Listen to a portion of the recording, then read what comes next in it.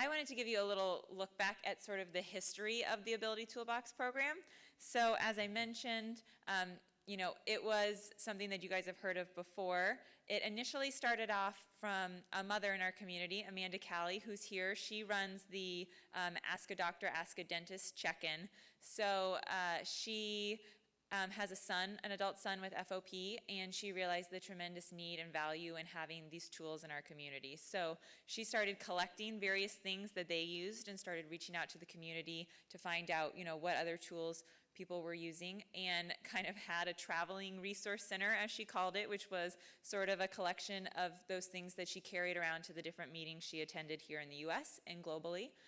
So she had started that program years ago, and it was at symposiums that took place here in Orlando, and then it sort of fell dormant for a while, and last year we brought it back to life for the first time. So we had the Resource Connect presentation in Baltimore, and that was the first time that the IFOPA really, recognized and decided to make this something that we focused on and an exciting new program for our families. So with the help of some grant funding from the Radiant Hope Foundation and several different pharmaceutical companies who are supporting us here at the IFOPA, we hired Karen and breathed more new life into the program, giving it a fresh name, Ability Toolbox, which we think really describes it better and makes it more easily translated for our international audience.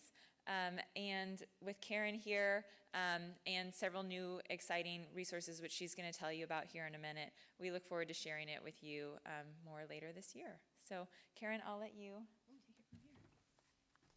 Thank you. Okay. So like Hope said, you probably already are pretty familiar with this program, but for those of you, if you're new to the community or haven't been to one of the presentations or seen what Ability Toolbox is about yet, basically this program is designed to empower individuals with FOP by promoting independence. That's our main goal, is to give you independence, keep your independence as long as possible for whatever activities you're wanting to engage in, and doing that through the use of tools and also home adaptations. I think we get so focused on the tool part that we forget part of this program is also home adaptations. And the primary goal for us really is to help foster you to gain a problem-solving mindset, really to figure out what you need to do to achieve your goals. I'm here just to facilitate that because you all are the experts, and I have a feeling I'm going to learn way more from you than I'm able to teach you. But fostering that problem-solving mindset in the community members just to help them adapt with their FOP progression as it does progress.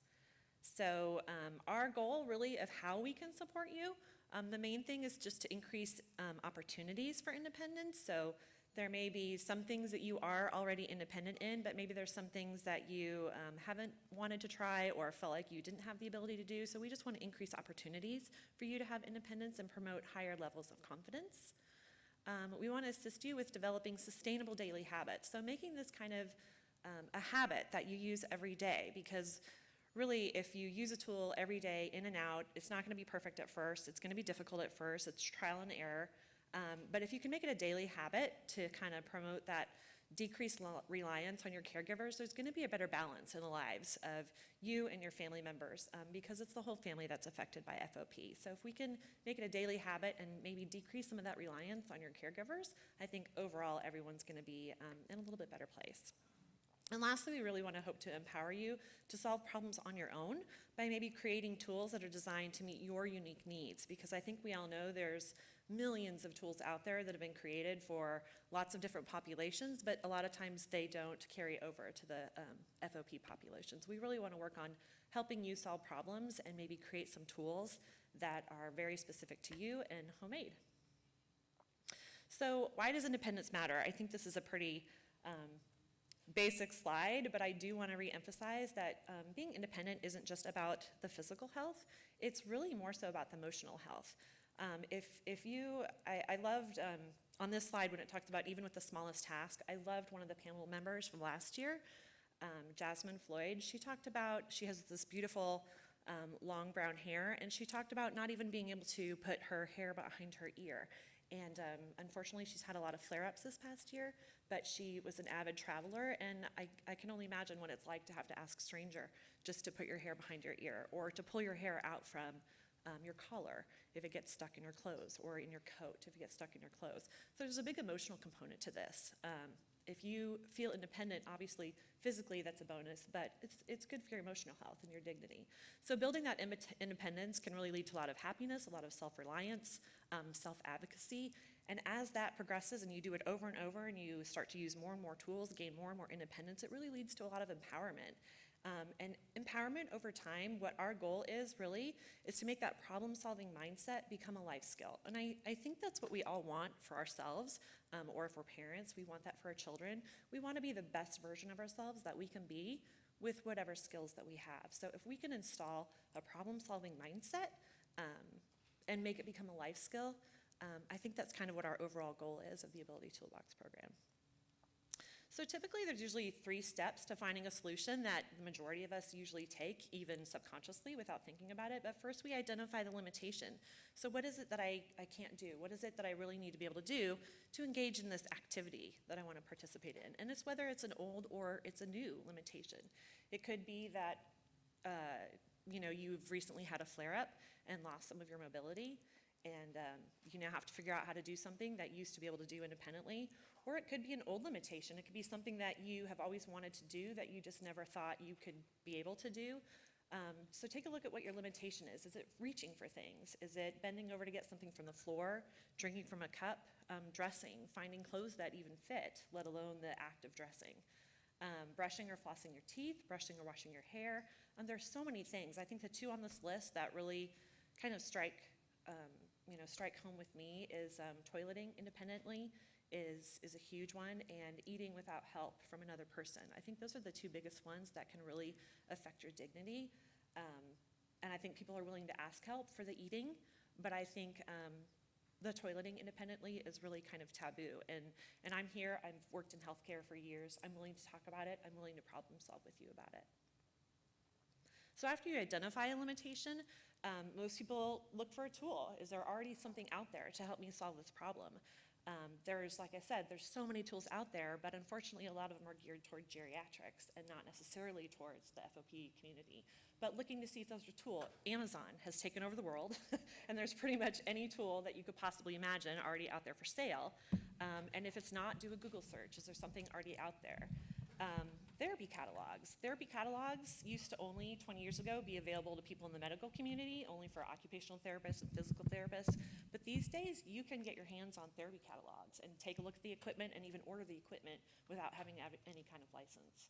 But I think the big one for the FOP community is the social media. So looking out there, seeing what other people are doing, what problems they've come across, and maybe how they've solved them and what tool they came up with, whether they purchased it or whether they made it themselves.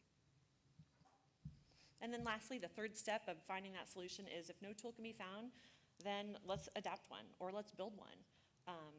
Problem solving in your home, using things that are accessible to you, sometimes is going to be way more meaningful, and it's going to be way more useful for you than something that you can purchase and still isn't quite there. It isn't quite perfect enough.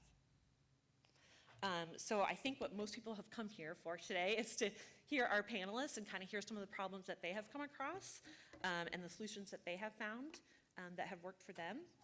So I'm going to introduce them, and then I will let each of them kind of talk to you about some different things that they have used as tools in their everyday life, so that you can maybe see if any of it resonates with you. So first we have Christy Gonzalez. She is actually the vice chair of the IFOPA Board of Directors. She's a senior compliance director for an insurance brokerage firm. And she does play an active role in the mom support group because she is mom to 2 beautiful girls, Lexi and Lily. If you have stepped into the Kids Fun Zone, their family is in charge of the Kids Fun Zone, and they are corralling all of your kids in the Kids Fun Zone, and she is mom to the infamous AJ, who has FOP. And if you have not seen him and you've not seen his famous river dance, do it before the end of this conference is over because it's fantastic. And then we have Erin Dancer, who just joined us. She is 21 years old. She lives in Oceanside, California with her parents and her boyfriend. She's accompanied by her service dog, Pine, who was matched with her a year ago through Canine Companions for Independence. Pine accompanies her to school, to her job at Regal Cinemas, and pretty much everywhere that she goes. Pine will help assist Erin due to her limited mobility and the use of her wheelchair when she's out and about. And Erin enjoys reading, writing, binge watching shows on Netflix, and exploring new places with Pine and with her boyfriend. And then lastly, we have Steve. Steve has been around the world of FOP for quite a while and is strongly committed to supporting the FOP community and the IFOPA. He serves as the health IT lead for the State of Texas Health Department, where he helps advance the use of technology and data exchange to support healthcare. He's worked with the Office of the National Coordinator for Health IT on support for research initiatives and protection of patient privacy. And he's also the one that is responsible for the Facebook support group that we have, Support for FOP, and has also been involved in multiple trials for medications to treat FOP. Steve is a regular traveler, and he shares what he and his wife have found when they are out and about to make it easier for others to travel. Steve and his wife Nancy have been married for over 23 years, and they have a strong partnership working together to address life's challenges. Steve's viewpoint on FOP is that he keeps his body is pretty inflexible, so he keeps his mind flexible to make up the difference. And while he may have a FOP, FOP does not define him. And I think that's from being here only for 4 weeks, I have definitely seen that that's a common thread through the whole community. So welcome to them, and they're just gonna share a little bit about some of the tools that they use every day and what they did to overcome their problems. You wanna go first, Christy?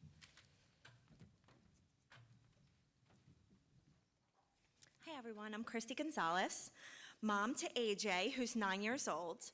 So we were kind of given amazing advice early on. We were told that if we treated AJ that he was disabled, he would be. And if we treated him that he was capable of the world, he would be. And that's kind of what our motto is in our family and kind of where we have gone with this.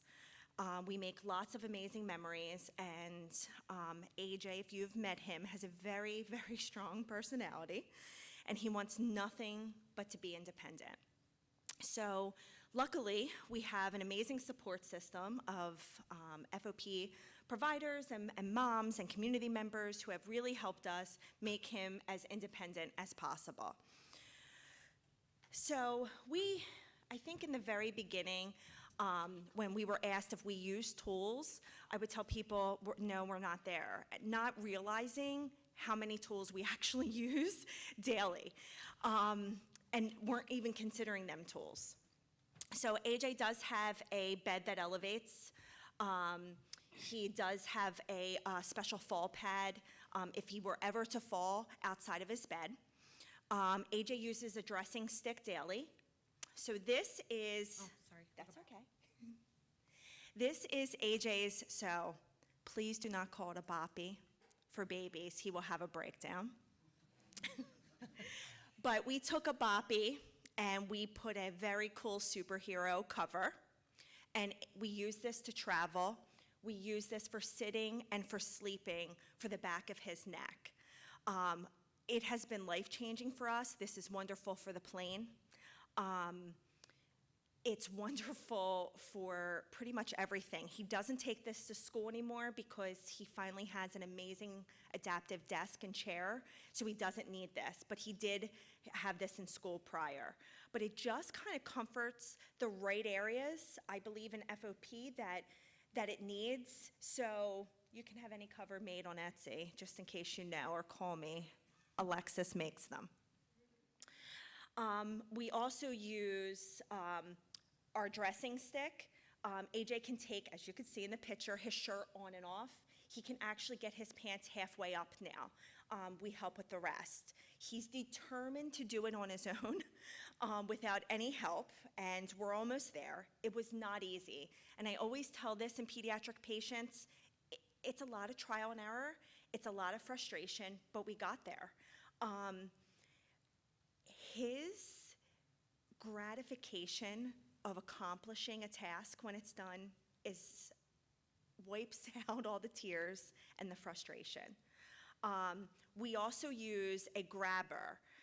AJ can still bend over, but our grabber, and you can't really see it on the end, has like a little hook, and he actually can lift that up and turn on and off our lights.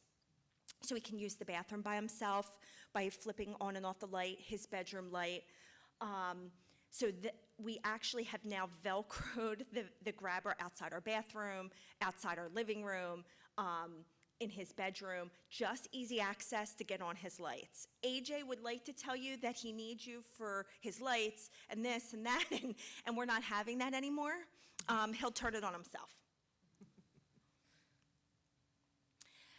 There's been a lot of talk online about the Billy footwear. We swear by it. So he can, with his, literally with his dressing stick, and I can show you, or would be willing to show you, these shoes actually zipper the whole top part, fold over. So his ankles don't bend, his foot kind of goes right in, and he can use this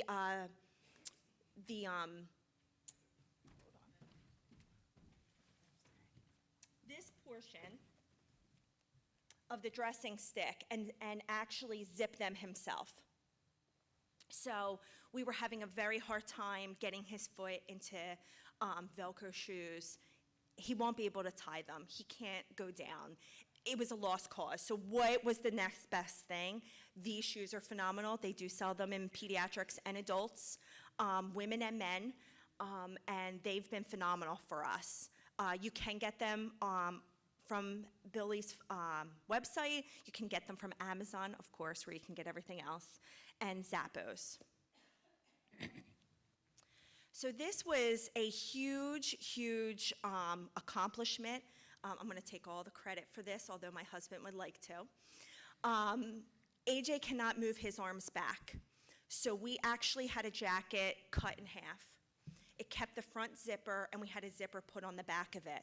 So instead of him having to put, thank you, his jacket on front ways and not be able to get his arms back and to find something that was warm enough, we actually just had a zipper. So we're able to literally slip it on the front of him and then zip the back.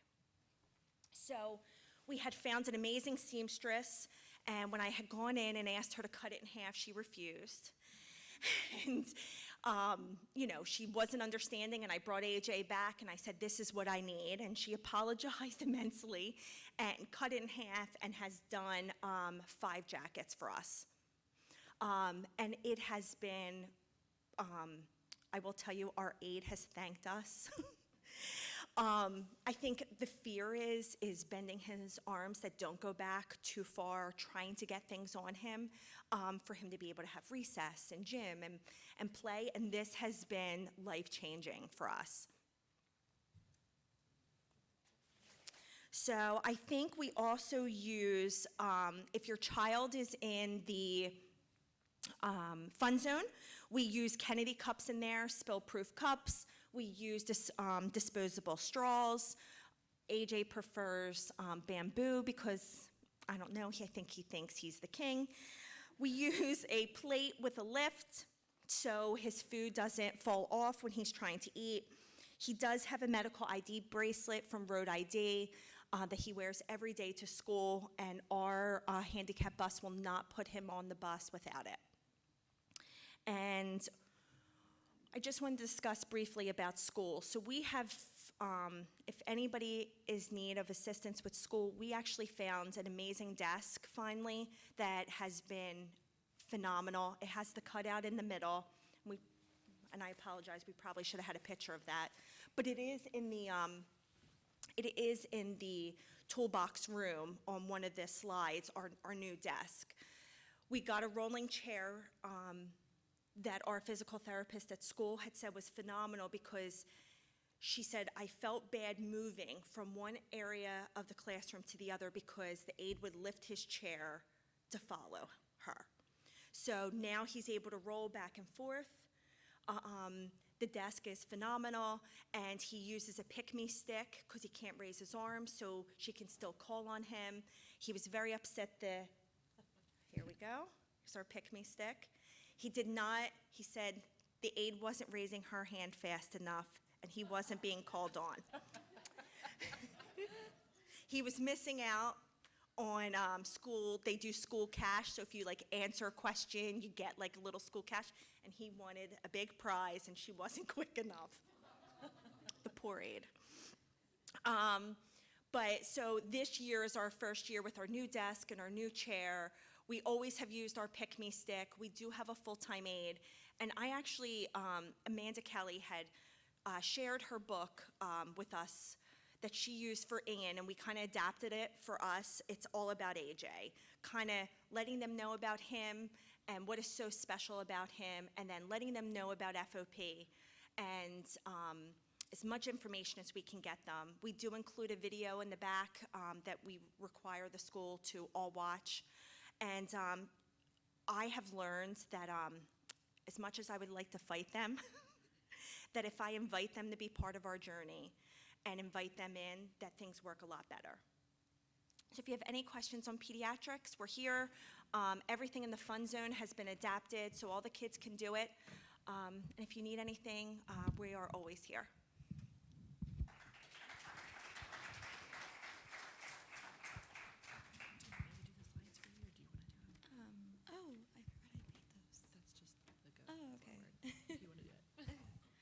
So I actually put a slide together, just a bunch of sorry, let me introduce myself. I'm Erin Dancer. I was diagnosed with FOP when I was 11 months old. Up until about 2 years ago, I was able to walk around and everything. And then I got a flare-up in my hip and my knee, so I'm unable to, I'm unable to stand up straight or really walk easily. I can still kind of limp around and everything, but it's really unsafe, and I've had falls, so so I use my wheelchair. So anyway, I'm going to mainly be talking about service dogs today, but prior to that, I just put a bunch of pictures and slides together of different ability tools and everything. So this one was just like different wheelchairs and ramps that I found cool, and then this one was about wheelchair accessible vans. I know people in wheelchairs, vans are really hard to get.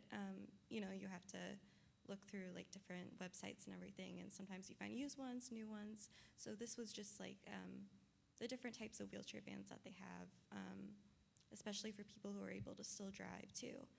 So Brown Ability, VMI, AMS vans, Freedom Motors. So those are all the different types of vans. And then, so yeah, reachers and grabbers, we kind of already talked about those. Christy talked about those. And then in the Ability Toolbox, we actually have a lot of really cool stuff that's basically on all these slides. So this is just bathroom stuff. Yeah, they have all different cool stuff on. Literally all this stuff can be found on Amazon. It's really, really cool. Yeah, so for stairs. And then I do want to talk about the chair, if you can see in the corner. I don't know, the blue one. So that one, that's really, I have one at home. That's really cool because we had a couch for like years, and then I wasn't able to get out of the couch by myself. I needed help. So this chair is actually really, really helpful. It's just like a regular lounge chair, but it has the ability to go all the way up so that it brings me up into a stand. So that's really, really cool. And they have used ones, and then you can find them. I think we got ours used at Jerome's, so that was pretty cool. And then drinking and eating, they have extendable like forks and everything and spoons. I know those are really helpful. And then the bring your straws everywhere, because I don't know about everywhere else, but in California, you have to ask for a straw now, because save the turtles. So, and then, so this brings me to service dogs. So there's all different types of organizations out there. These are a few that are nonprofit. So it's free of charge. You just have to apply. So this is Pine. Hi, Vincent. Good boy. So he helps me out pretty much every day. I bring him everywhere with me. Sorry, my voice is a little weird. I think I'm catching a cold. But so, yeah, I bring him everywhere with me. Up until about 2 years ago, I pretty much didn't leave the house at all. I wasn't able to go anywhere by myself. I needed my mom with me or Johnny with me, and I found it really hard that being in a wheelchair, people I felt invisible. People, they have that, they kind of feel like they don't want to stare because they feel bad, but at the same time, it just makes me feel like I'm invisible. So I would struggle with the door. People would look at me like, oh, she's got it. I don't want to, be a burden, and, make her feel like she can't do it. But in the end, I'm like, yes, please help me with the door. I can't open it by myself.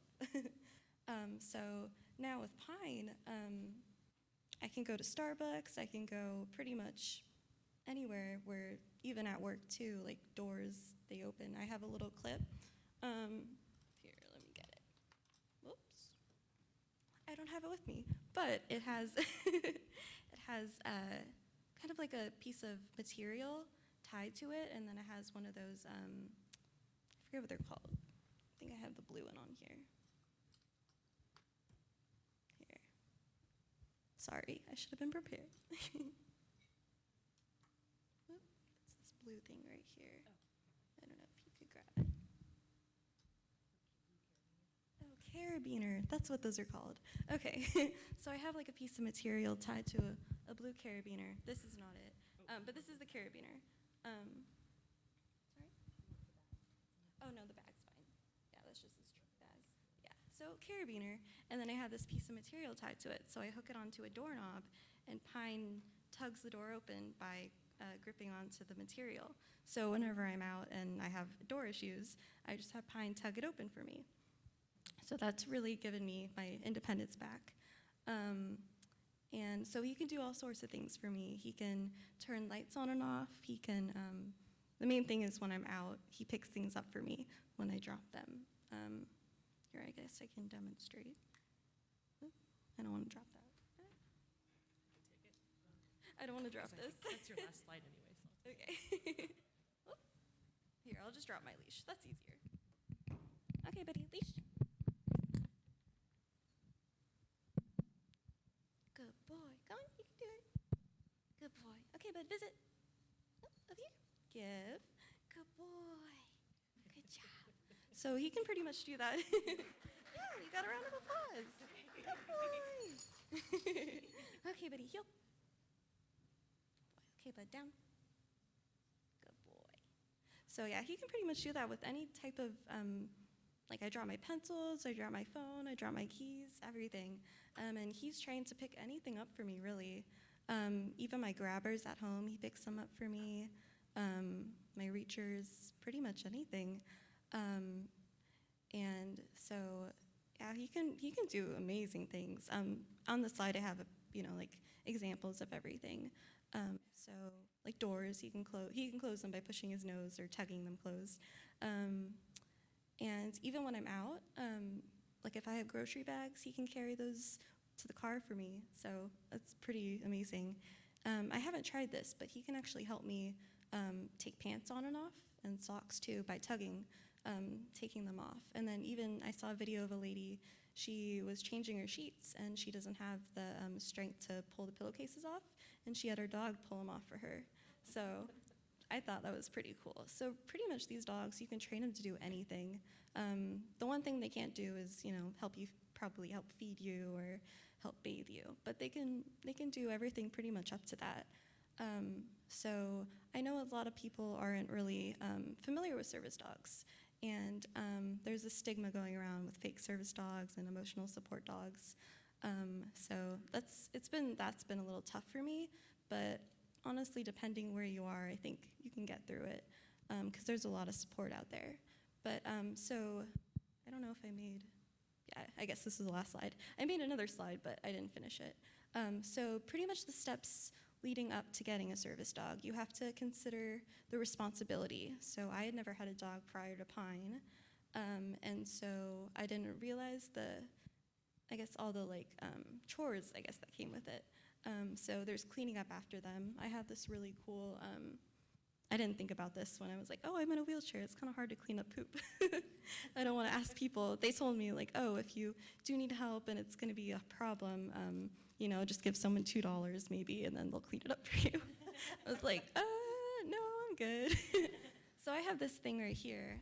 It extends, and then in his bag, I have these baggies that click into this little slot right here, and I'm able to pick up the poop and scoop it up, and then I hit this little red button right here, and I just click that, and the bag flies into the trash can. So that actually, it's called a Scooper Genie. You can get they have them on Amazon, but the website is the best. The bags are a little expensive, but the thing itself, I think, is like $7. And I've gone through 2 of them because this one actually had a little like strap thing on the top that I attached to my chair, but it keeps falling off. So I just keep it in my backpack. But the good thing is they like fold up and they get kind of small, so that's pretty cool. So really for me, that was my only issue, I think, or concern with taking care of Pine.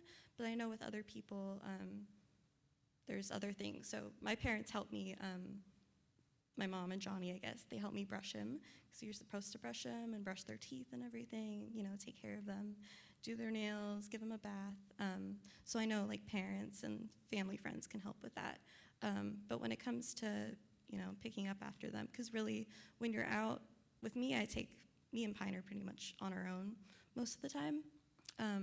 So it's pretty much my only concern is just cleaning up after him. But when I'm at home, I have Johnny help me feed him. I'm able to feed him on my own. I have a little collapsible bowl. I don't know if you guys see me like feeding him and stuff. So I have that. And then I wanted to talk about the different types of service dogs. So there's facility dogs. Those are the type of dogs that you see in like children's hospitals and stuff. Those are usually paired with handlers that don't have a disability. So they're dogs that help kids with disabilities. So I don't know if you're a child or you have been in a hospital where the dog has come and, you know, up to you and given you some comfort. There's facility dogs and therapy dogs. They're pretty much the same thing, but a little bit different. Facility dogs can do a little bit more with kids, like play games with them and all that fun stuff. And then there's skill companions. So at least with canine companions, the skill companion team is a parent or guardian, and then if their kid is 18 or under 18, then the dog would be trained with the parent or guardian, but the dog would still help the child. So that dog, with the skill companion team, the dog has to be with the parent. The dog can't go to school with a child. So, but that's just with canine companions. I'm not really sure about other organizations, but the dog I've seen, at least I've graduated with a few teams, skill companion teams, and I've met a few skill companion teams, and the kids absolutely love the dog. The dog can do so much stuff for the kids, and it really gives them pretty much the same independence that it gives me, except the dog just can't go with them by themselves. But the dog can pretty much go everywhere the parent can go with the kid. So that's pretty cool. And then with the service dog team, that's me. And then Carly, I don't know if you've seen Carly yet, with her dog Patience. So her and her dog, and then me and my dog, yeah. So Pine, pretty much everything I said, he helps me with everything. And so it's really given me my independence back. Before Pine, I didn't go out by myself. I didn't do anything. Pretty much felt like my, you know, end of the world. I stayed home all the time, and I like to be out. I like to do things on my own. I feel like I'm really independent. So with Pine, he's really given me that independence back. So yeah, if you have any questions, come talk to me or Carly or her mom, Lori. Yeah.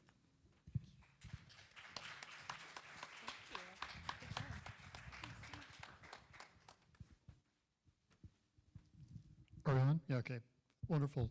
I'm going to kind of divide what I'm going to talk about into a couple of different areas. One, kind of looking at things inside the home, but then looking at tools and other accommodations outside the home, because it's nice to get out in the community and travel a little bit. And there were some tools available that we can use to make that easier, and talk a little bit about how we can pay for some of the modifications and things that are out there. One of the cool things that Amazon did a couple of years ago was they released Echo, and you may know her by her other name, Alexa. And the Echo devices and some of the other attachments can be really, really useful for home automation, and they're really, really easy to install. You can just plug a lot of them in, and you can do things like automate your thermostat so that from anywhere in your house, either using your cell phone or even your voice, you can say, hey, Alexa, I'm cold. Make it a little bit warmer, or set the temperature at 72 degrees. And the voice response will work for anybody in the house and be able to adjust the temperature at that level. A thermostat that's Alexa compatible is about $85 to $100, or you can also spend a little bit more, up to about $150. The Echo device itself is really cheap. It's about $25 actually, since we're coming up on Black Friday, and about $50. And it can listen to a space that's about 300 square feet. So you can take just a few of them and put them around your house and have really good coverage. You can also turn on lights. There's a module that you can plug in to a wall plug and then plug a lamp in. Or if you've got a little bit of electrical skill or an electrician, you can actually replace your light switch with it. And again, it's automated. You don't have to do the whole house all in one fell swoop. You can go step by step. From a security standpoint, Alexa and Echo can help with that as well. You can actually take a door lock, and there's an electronic version where you can then use Alexa and your voice and your cell phone to automatically lock or unlock the door. And that there are several good reasons for doing that. One, if I were to have a fall and no one else were to be in the house, I could be in real trouble, especially if my cell phone were on the desk or something. Well, using Alexa, which is also compatible with the phone, automatically, I can ask Alexa to call my wife or call a neighbor and talk with them as I'm laying down. It's all voice activated. And then, Alexa, unlock the front door. And I can give it a passcode, and then the door will automatically unlock and the person can come in. So no broken glass, nothing to clean up on the other end. So that's something that's really, we can take advantage of. And actually, I saw this morning, both Amazon and Google had kind of competing technologies, but the latest data is that Amazon is outselling Google about a gazillion to one right now in terms of the technology. So while they were looking like they were both kind of good competitors, right now it looks like Amazon is probably the better choice. It's going to have a better future in terms of home automation. And again, this is technology that you don't have to put in all at once. You can do step by step. Figure out what works for you, and it's easy to put in, it's easy to modify, it's easy to add. There's also actually an Echo-enabled microwave oven. We do not have that one yet. I'm not sure I'm ready to say, hey, Echo, microwave my cocoa, but we'll see about that one. Looking at, as Carly mentioned, accessible vans are something are important for folks that are using wheelchairs. We're actually in the market ourselves right now for a new vehicle. Even beyond looking at something with a ramp, if you need a vehicle modification like a wide-angle rearview mirror or a door opener, most of the car companies offer a assistance program that provide a grant from between $1,000 to $2,000 for a vehicle modification, as long as that modification is not provided by the factory. So if you needed to get a trailer hitch installed after the fact for a lift for a scooter or something, you can incur the expense and then submit your bill through the grant program and be reimbursed. It applies to almost all new leases and new purchases. It usually lasts between 6 months and a year after you take possession of a vehicle. And I do want to highlight that it applies both to lease vehicles and purchase vehicles, so that there's a lot of flexibility there, and it really is valuable. And it's available, again, through most of the car manufacturers in the U.S. through the dealers. There's no special documentation required. Sometimes they do ask for a doctor's note, but it's really easy to work with and really helps with that flexibility. Now, I know we had people come here from literally all over the world. Transportation for folks with some limited mobility becomes a bit of a challenge, and kind of fitting in the right seat is a bit of an issue. Southwest Airlines, and I'll pick on them because they do something really, really cool. They have what they call their passenger of size policy. And you can get a reservation under that policy, either most easily using the phone, just call Southwest and say, I need another seat under passenger of size. And what they will do is they will reserve for you an additional seat, or even an additional 2 seats. You pay the wanna-get-away fare, which is their lowest price, and at the conclusion of your flight, you request your money back, and they will refund the money for the additional seat or seats. And it comes back to your credit card or method of payment within about 2 days. So that really is helpful if folks have a challenge in terms of fitting in to seat size, or if you need a little bit of extra space. And again, there's no extra charge for it, and they're really efficient. They're used to doing it. The reason that they actually take the deposit on the seat is because it works better with their computer system in terms of holding the seat.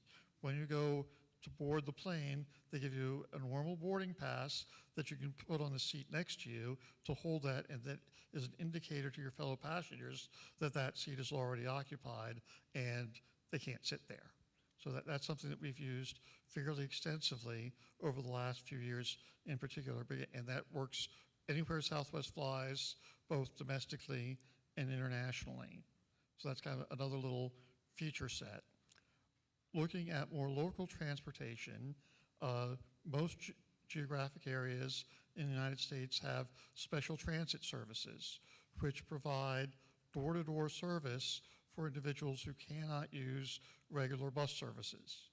In order to qualify for these special transit services, there's a form that needs to be filed with the local transportation office that usually requires medical justification.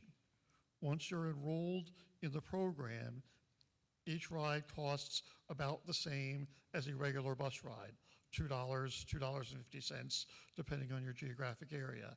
And you can move that service from region to region, so that there are folks that are not from Orlando who used the service here in Orlando and spent about $2 for a ride from the airport over to the hotel. And it's really important and really helps maintain independence. The big limitation to it, however, is that they only need to provide services by federal law within 3/4 of a mile of an existing, what's called a fixed route bus route, which is the normal bus services. So if you live beyond 3/4 of a mile from a normal bus route, you may or may not be eligible for the service. So that's something to be aware of, and as you're looking at local transportation planning, and if there are any changes going on, you may want to pay attention to that and kind of lobby and say, hey, don't take away my fixed route bus service, because that impacts your ability to use special transit services. So that's something just to kind of keep in mind as we're thinking beyond the box from kind of traditional tools about accommodations. In similar fashion, looking at hotels, if you're looking at travel, federal law requires a hotel that provides accessible rooms. Once you book the accessible room, they need to take that out of inventory so that it's your room for your reservation, and they can't reassign that room to somebody else. The only exception to that rule is if the room is out for maintenance, which happens unfortunately on rare occasion.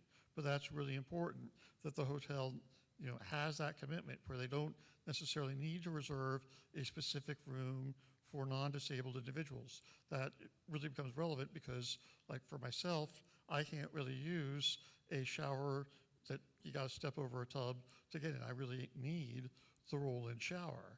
And by reserving that roll-in shower room, I know that it's available to me when I get there. And they're also supposed to offer accessible rooms throughout the hotel and across the different price points. In similar fashion, if you're looking at trying to go to theater or a movie or a concert, all venues are required to provide accessible seating at a variety of price points. So they can't say, oh, the only seating we have is down in front and it's going to be $1,000 a seat. They actually have to provide cost or pricing across the pricing venue, so that if the low price seat in the venue is $35, they have to offer seats in the $35 range. Even though you may not actually end up sitting in the $35 range, you may end up sitting down in front. As an example, we have a historic theater in town that the balcony is not accessible. Well, that's the cheap seat. Well, so they have to offer me, or offer anybody with a disability, pricing at that point, but they reseat you without having to go upstairs, so you end up with a little bit of a better view. But these are kind of the accommodations and tools, if you will, that really help keep us engaged in the community and participating. So those are, I think, some of the things that we need to consider as we're looking at is how do we stay engaged as folks with disabilities, as folks with challenges. I do want to make sure that we're kind of addressing the needs and some of the questions that we have out in the audience. And I do want to kind of reemphasize really quickly what Karen said about using social media. Both FOP Online, which is the IFOPA's mailing list, and support for FOP, the Facebook group, are always available to help you find resources or identify problems. Usually for support for FOP, it's unusual that a question gets posted and doesn't get some kind of answer within about 3 or 4 hours, or usually multiple answers. So that's really a resource that you can take advantage of, and we certainly share information with Karen and make sure that we're updating things for the traveling toolbox as well. So I'd like to turn it back over to Karen, and we'll go on to the next stage. Thank you, Steve.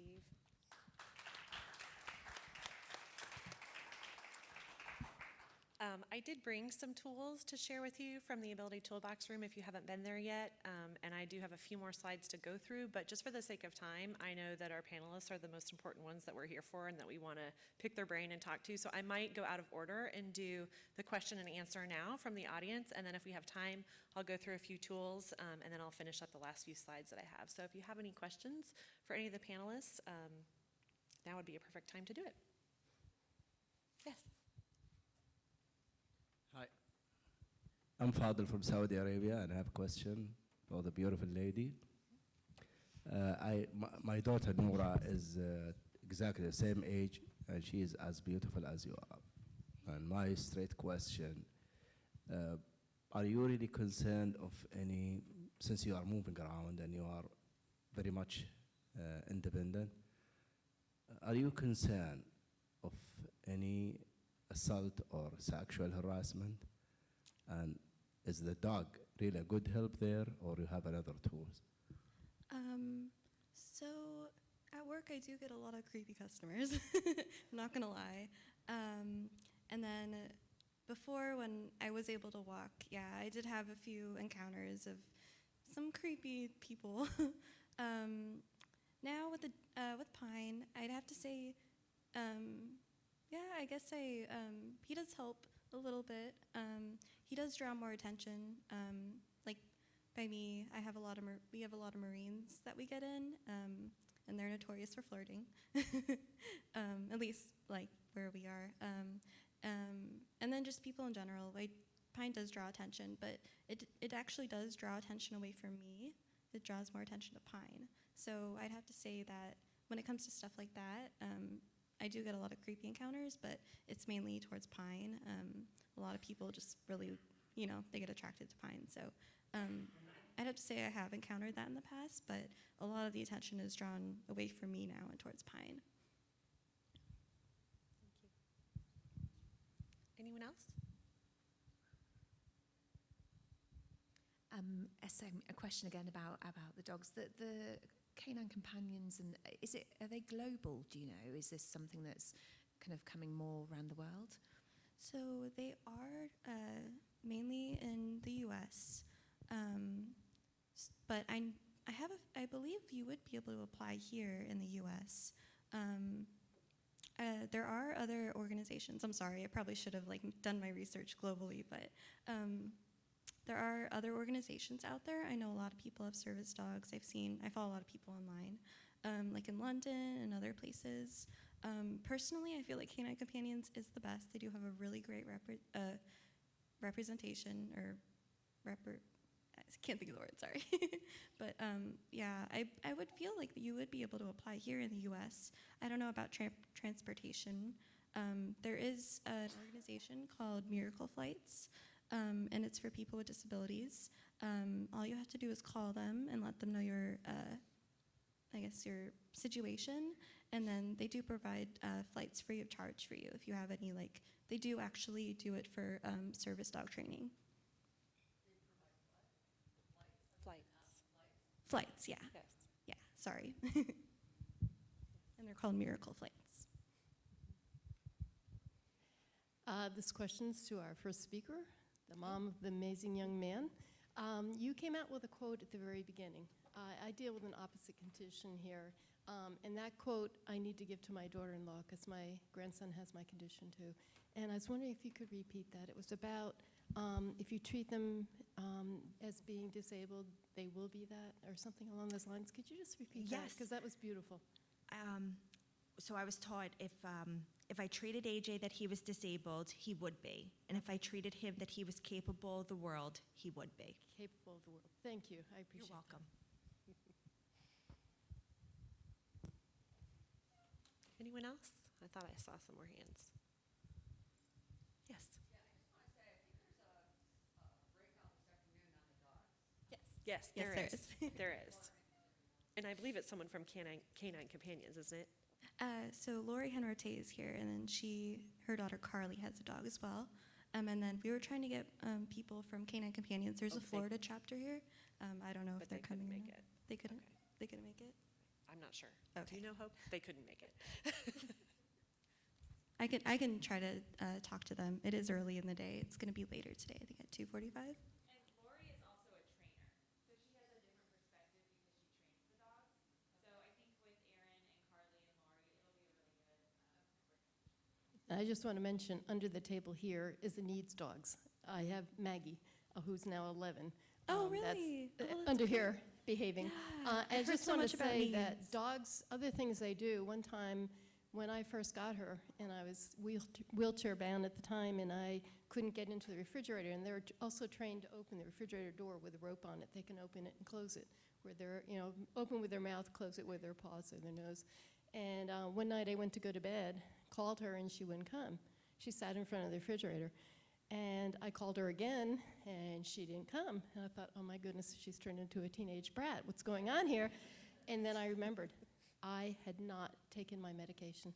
She would not let me go to bed until that medication was taken. So she, along with saving my life 6 days after I got her, I stopped breathing. She jumped up onto the hospital bed, repositioned me with a BiPAP machine on, got the airflow back, and literally saved my life on a Thanksgiving morning with my entire 4 sons home and their spouses, and pretty amazing. So these dogs,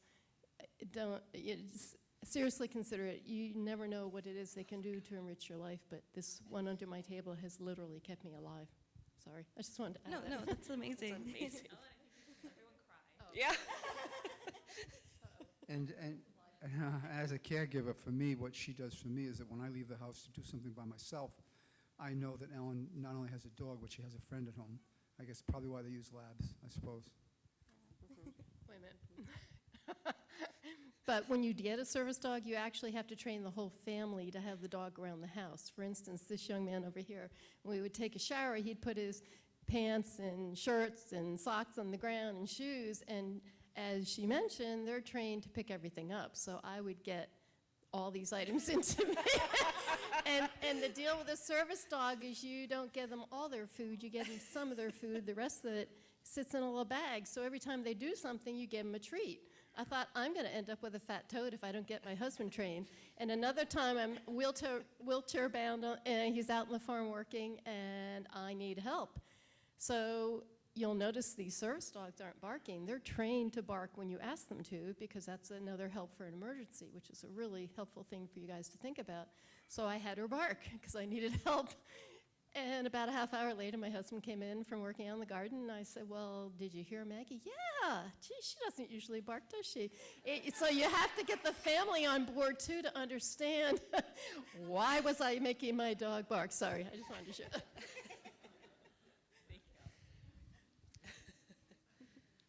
Hope, I think we had one in the back. Did you have a question?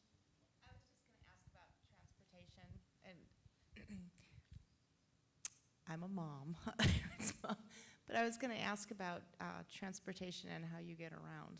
I know people might be interested in that for Erin. Erin, For you. Is you. this for me? This is for you. I thought you were talking how to do you get Steve. around with? And then also, Steve, how do you get around for both of you for transportation? I know, Steve, I remember you had been looking for a van or a car at one point, and how did that work out for you?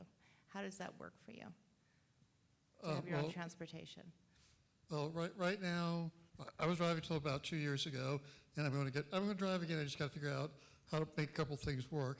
Right now, we're in a Jeep Cherokee that we had leased about 2.5 years ago, and I was fitting it when we started, and fitting in it right now is a little bit more difficult than when we started because I've had a little bit of a flare-up and my leg position has changed a little bit, but we managed to kind of wriggle our way in every day. Fortunately, my wife and I work at the same organization, although our offices are about as far apart as we can get in the complex, so it's convenient from a carpooling perspective. We've kind of identified a couple of good target vehicles for replacement, and we'll do so in the next month or so. We do use public transportation fairly frequently, especially when we're out of town. That works well. So when I've traveled, at least like when I went to Chicago and to San Francisco and major big cities, Uber has a little, like there's different types of Ubers, you know, and so Uber has Uber Wave. Margie's the one who actually told me about that when I went to visit in Chicago. So Uber Wave is actually really great. It's actually cheaper than regular Uber, but the requirement is that you do have to have a wheelchair. And then for me, I actually am still able to drive. My van is modified. So I have like a spinner knob, and then I also have my wheelchair. I have a ramp, so my wheelchair goes in, and then there's a lock that locks my wheelchair into place so that it doesn't slide around because it's like 450 pounds, so that would be bad if I ever got into an accident. And I also have a swivel seat, so my chair turns so that I'm able to transfer from my wheelchair into my chair or into the driver's seat, and then vice versa. Just a quick look on Uber Wave. Uber Wave is Uber's current approach for looking at wheelchair-based transportation. It does not exist everywhere Uber exists. They tend to contract with existing wheelchair transportation providers in the local geographic area to provide services. Right now, it is, I believe, in 6 or 8 geographic areas in Texas, or sorry, nationwide. I know in Austin there's a total of 1 wave-assisted vehicle.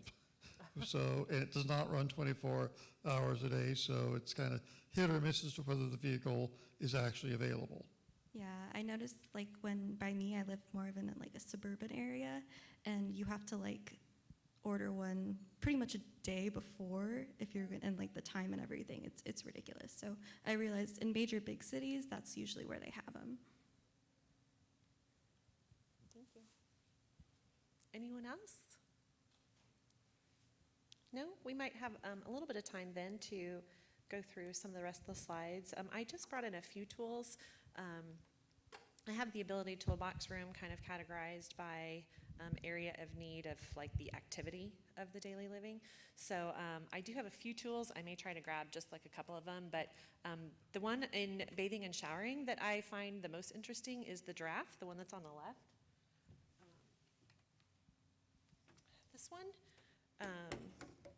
One of the biggest issues that people in the FOP community have kind of shared with me is the reach and the angle. So those tend to be the two different things that are most challenging. What I liked about this one was, if I can get the angle to adjust, this head comes off. So this one, it's going to be hard to see, but inside, this is like a little plunger, and it can hold different sized tools. So I think originally this tool was intended for shaving, so that you can have shaving at a different reach, shaving for men or shaving for women. And nowadays, Schick also has a razor that you can do in both directions. You can go up and down. I'm a little fearful of actually trying it myself. I haven't tried it because it seems unnatural to me. But you could put all sorts of things in here. It can fit toothbrushes. It could fit makeup brushes so that you could do makeup for your hair. The attachment actually has a smaller size plunger for smaller items because eyeliners might have a smaller diameter to them. So this is a pretty fascinating tool that you can, I don't know why I'm not getting it to. Can I just say something funny? So Yeah. prior to coming here, I like shaved, you know, because for the pool and everything. So I was able to shave my left leg, and then I was able to shave half of this leg. So literally knee down, it's still hairy. Yeah. You can borrow the giraffe I was like, during the that's break. so useful. Yeah, that's amazing. So some of these other items, extendable mirrors, extendable sponges, a lot of community members have told me that these plastic handled sponges, if you heat them with either a hair dryer or a heating tool, you can actually bend them a little bit better. So if you needed it to stay at a certain angle to reach to the back. Home adaptions, something that I do want to emphasize, because I think we do kind of forget that that's part of the Ability Toolbox program, is that I'm willing to have video meetings with you all and take a look at maybe your bathroom and try to brainstorm together to come up with some ideas that might be helpful to make you more independent, like the dispenser, the shampoo and conditioner and body soap dispenser, those attached to the wall in the shower, and you could put them low so that you don't need to reach up on a high shelf that's already been built into the shower potentially. The foot brush underneath it is a suction cup foot brush that you could leave in the bottom of the shower or in the bottom of the tub to actually do some good foot care, because skin care is very important in the community for FOP. Oh, thank you. I have Vanna with me today.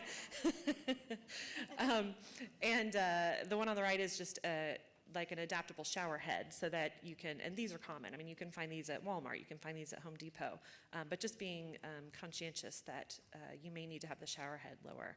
I think I see, yeah, John, do you have a question? Yes. Jessica, she has a comfort cape, and basically that's for showering. You can put it around your neck and actually do your hair.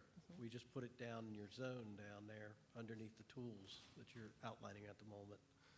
But it's another thing just to help the ladies do their hair for. Perfect, thank you. Yeah. They also have stands that you can put your blow dryers on, so that if you do want to blow dry your hair and cannot hold the blow dryer up at a certain angle, you can have it on a stand at just the angle that you need it. And they have brushes. I don't know if I brought a brush. I think they have brushes that we have a homemade one that I actually grabbed a Swiffer. It's the big long Swiffer. So this was actually a Swiffer duster from Walmart, and I could not believe it when I saw it, because it's extendable all the way 3 times, so it can extend out. And what I loved about it, which you don't find very often in just generic things at Walmart or Home Depot, is that it has angle stops, and it has more than one, which is fantastic. Sometimes you can get tools that have angles to them, but they don't have more than one option. So if you should have a flare-up and lose a little bit of mobility, and the angle may change that you may need in something, I loved it. I found it, and we just duct taped a brush to it so that someone could still brush their hair independently. Oh, yes. Search it on Amazon. You know, the ruler of the world has it. All you have to do is search.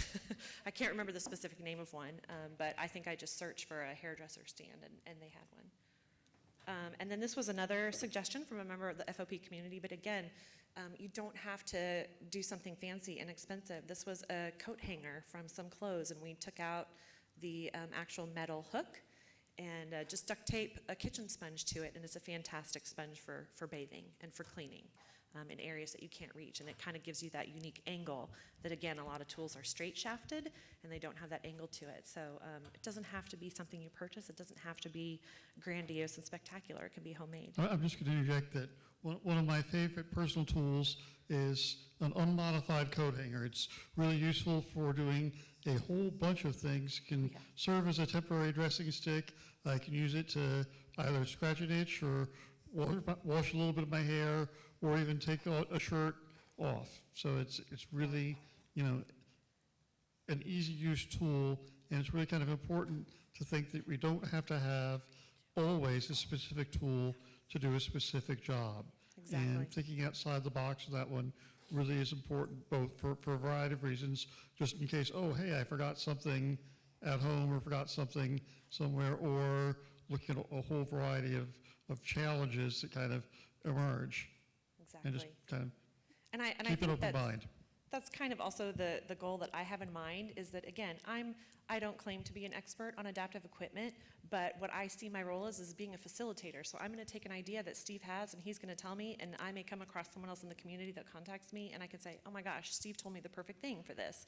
Or I really want to collect some ideas from everyone of tools that they have adapted and used that maybe somebody else hasn't thought about, maybe I haven't thought about, so that we can share them as a community and try to help as many people as possible stay independent. I'm going to kind of flip through a lot of these pretty quickly. Dressing and grooming, I think one of the biggest ones is the sock donner. A lot of people have difficulties bending at the waist and getting socks on. So a sock donner, you you put the sock on the piece of equipment first, and who was I talking to? I was talking to Larry, wherever he is, that his wife's toes are bent, that even sometimes a sock donner is different, but with a sock donner, you can get the sock completely all the way on, lower it to your feet, put your foot in, and then there's a gripper on the back that will keep the sock in place, and then as you pull up, I'll do it with my hand, that's easier. As you pull up, the sock will come on for you.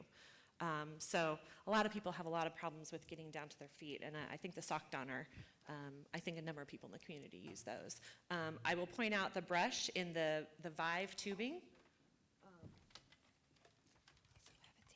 Vive tubing is something that I think a lot of people use to make their own tool at home. This is just foam tubing. There isn't a wire in it, which is unfortunate because it would be nice if you could bend an angle and make it a little bit more permanent. But they do have different sized holes. I don't know if you can see that, different sized holes in the end. So you could insert different sized things. Like the brush, you would need a little bit bigger hole. Smaller holes, again, could be for toothbrushes or makeup items or razors. But it is a little bit more flexible. There is no wire. And you, go ahead. We actually use it's actually in the fun zone, but it has actually the wire in it, and we put AJ's toothbrush in it, and then we're able to bend it, so he can kind of get in, and it has a longer reach for him. Perfect. And its big brother, the pool noodle, can be used for young kids. If you've got some sharp objects, you just kind of cut a slit down, and it becomes a very useful tool for sharp edges, or like a glass coffee table, or something that people might bump their heads or feet against. Easy install, easy take off, and hit it at the right time. $3.96 at your friendly neighborhood Walmart or Target. Right, perfect. You can also use the pool noodle to hold playing cards. Who knew? So you know. The pool noodle people had no idea what they created. So just for lack of time, we're over, but I just I'll flip through these. Please come visit me in the Ability Toolbox room so that you can see some of these equipments. I just do want to quickly mention a few other programs that the Ability Toolbox program encompasses. One of them is the Harold and Elaine Kaplan Quality of Living Independently with Full Equality, the Quality of Life Award. This is another part of family services that I'm going to be helping facilitate. Basically, this is a scholarship. So everyone that has a diagnosis, a confirmed diagnosis of FOP, qualifies for a $1,500 lifetime scholarship. And this can be used on any piece of equipment or any other item that just improves health, welfare, and independence for patients with FOP. This is over a lifetime. So if you have a need right now, but you're not going to use the entire $1,500, we keep track of it. That $1,500, the remainder of the amount of money will be there for you to use on a later date.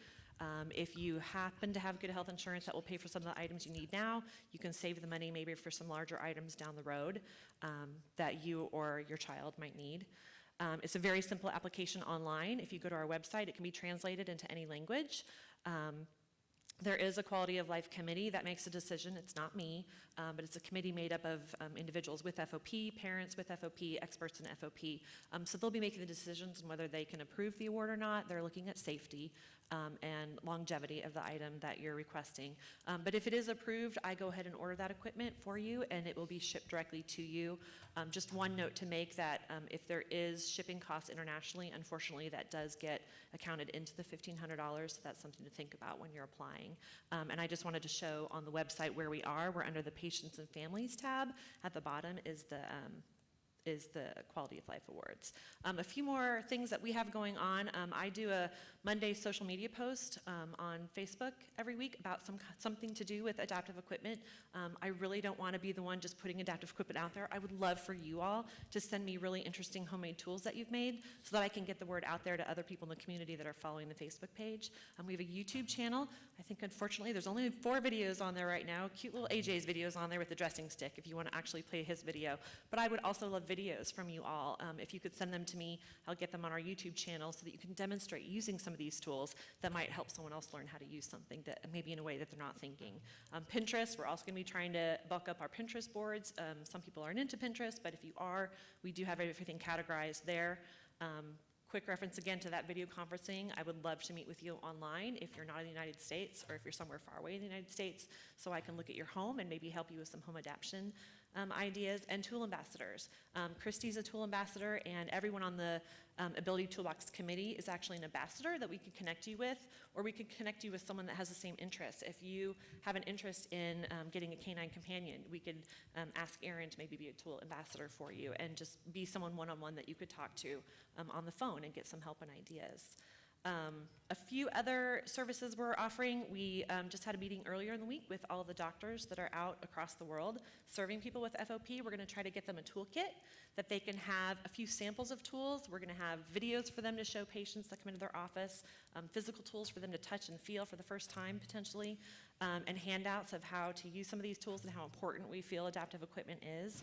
I am going to be working on a guidebook. It's going to be online for those who have access to technology, but we're going to also have it be printable so that people in other parts of the world that don't have access will be able to look at some of these homemade tools that you all are using and see if anything applies to them.